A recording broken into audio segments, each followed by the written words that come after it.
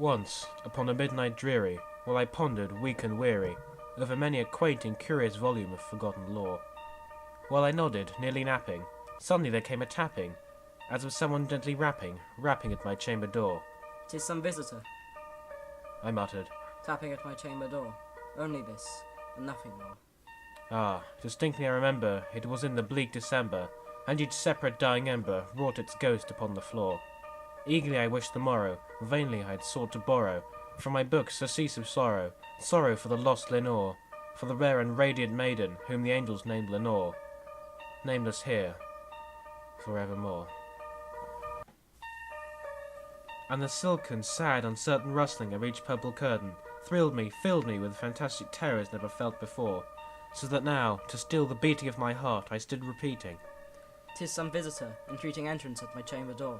Some late visitor, entreating entrance at my chamber door. This it is, and nothing more."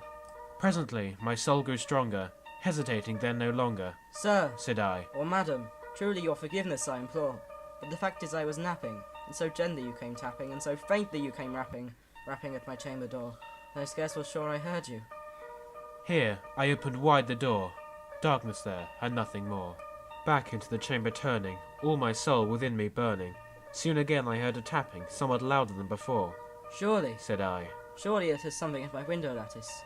Let me see then, what thereat is, and this mystery explore. Let my heart be still a moment, and this mystery explore. 'Tis the wind and nothing more." In there stepped a stately raven of the saintly days of yore. Not the least obeisance made he, not a minute stopped or stayed he, but with mien of lord or lady perched above my chamber door, perched and sat, nothing more.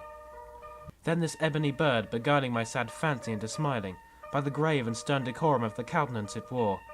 "Though thy crest be shorn and shaven, thou," I said, "art sure no graven, ghastly grim and ancient raven, wandering from the nightly shore. Tell me what thy lordly name is on the night Plutonian shore." Quoth the raven, "Nevermore."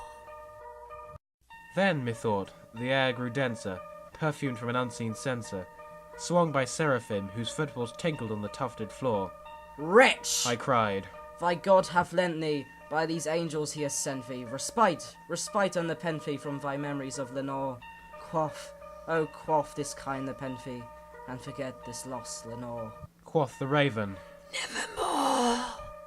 "Prophet!" said I, "Thing of evil, prophet still, if bird or devil, by that heaven that bends above us, by the God we both adore, tell this soul with sorrow laden, if within the distant Aidenn it shall clasp a sainted maiden, whose the angels name Lenore.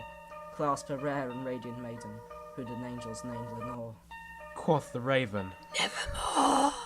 "Be that word a sign of our parting, bird or fiend." I shrieked, upstarting. "Get thee back into the tempest and the night's Plutonian shore. Leave no black plume as the token of what the live our soul have spoken. Leave thy loneliness unbroken. Quit the bust above my door. Take the beak out of my heart, and take thy form from my door." Quoth the raven, "Nevermore." and the raven, never flitting, still is sitting, on the pallid bust of Pallas, just above my chamber door.